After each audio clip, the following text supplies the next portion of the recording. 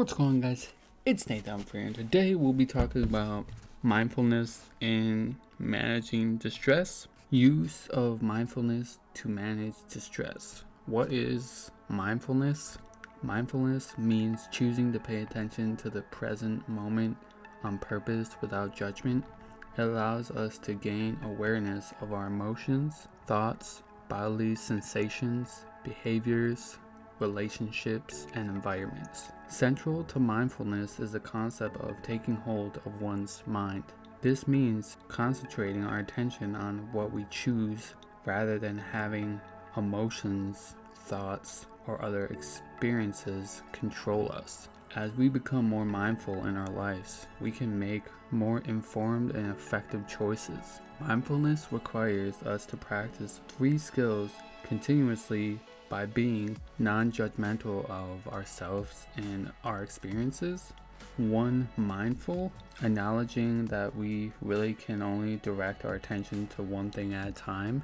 Effective in our ability to shift the direction of our attention to what we choose when distracted. As you practice mindfulness, try to notice your experience as it is without adding to or subtracting from it. It can be helpful to think of this like letting the experience pass through the clouds drifting in the sky or scenery passing by the car window. During this practice, it may be helpful to describe the details of observations with specific words while sticking to the fact by focusing on the what, where, when, who, and how like an objective reporter. Stay away from judgments about your experience. And remember that thoughts are just thoughts and feelings are just feelings during your practice. The goal is to focus on one thing with your complete attention. While practicing mindfulness, it is very common to notice many distractions. When this occurs, it is helpful to gently notice the distractions and turn one's attention back to what they are doing. Mindfulness practice can occur in many different ways. Some practices are more active and engaging, while others require stillness and focused attention on one's experience at a given moment. Mindfulness exercise can include using visualization, breathing, attending to one's senses or other bodily sensations, or even engaging in an activity such as walking or doing the dishes. There are essentially 3 ways to be mindful. We can observe, describe, and participate. We're going to be practicing 3 ways to be mindful. The first one is observe. Take a moment to listen for sounds that you hear. You may choose to close your eyes during this mindfulness moment. If you choose to keep your eyes open, choose a spot on the floor to focus your eyes while you draw your attention to the things you hear. Practice this for 2 minutes. And what are some questions that you can go over when you're doing this? What do you notice? Were there sounds that you hadn't noticed before we paused and were mindful? And what are they? Describe the experience of shifting your attention back to the sound when you are distracted by other things, such as thoughts, physical discomfort, emotions, thing you saw. The second one is description or describe. To describe is to add non-judgmental words to our observations. First, we observe, then we describe. Consider the following figure. How would you describe the face above? Now look over your description. Do you use an emotional term such as sad, anger, or afraid? This is a very common way to describe the face. At the same time, you haven't actually observed an emotion.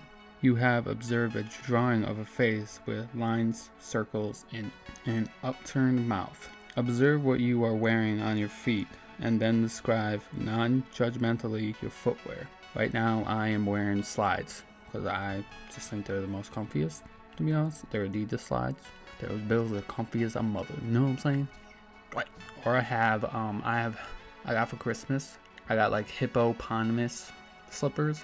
Hell yeah, you know slippers that like you put your foot in and like eats your shit. You know what I'm saying? It like wraps around your whole foot. That's what I'm trying to describe. But they got hippos on them. So yeah, dogs.